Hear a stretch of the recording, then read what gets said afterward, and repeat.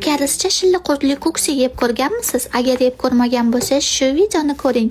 Karis qaynonam o'zlari tayyorlab ko'rsatib beradilar. Birinchi sousini tayyorlab olamiz. 1 qoshiq quritilgan qalampirga 1,5 qoshiq shakar va 2 qoshiq soyavoy sos solamiz. Bu ovqatni uksus mazali qilarkan, shuning uchun 3 qoshiq uksus bilan 2 qoshiq qalampir pastasini solamiz. Agar xohlasangiz 1 qoshiq olxo'ri siropidan bizga o'xshab sovorishingiz mumkin. Va albatta 1 qoshiq chesnok bilan qovurilgan kunjut va kunjut yog'idan ham sovuramiz. Shilliqurtlarimizni bankasidan ochib, yaxshilab suvda yuvib tashlab, shuna qilib mayda-mayda qilib to'g'rab olamiz. Ko'ksiga qo'shiladigan vermishelni ham yaxshilab qaynatib olganimizdan keyin muzdek suvda kir yuvganday chayqab olamiz. Va albatta tut barigi bilan salat barigini ham qo'shib, hammasini yaxshilab aralashtirib olamiz. Karis qaynonamga birinchi siz yeb ko'ring, agar sizga hech narsa qilmasa, keyin men yeyman desam, o'zlari birinchi yeb ko'rsatib beryaptilar. Shuna qilib souslar bilan yaxshilab aralashtirib olgandan keyin oxirida kunjut yog'idan yana ozroq qo'shib aralashtirsanglar juda ham mazali chiqar ekan. Bu yog'i yoqimli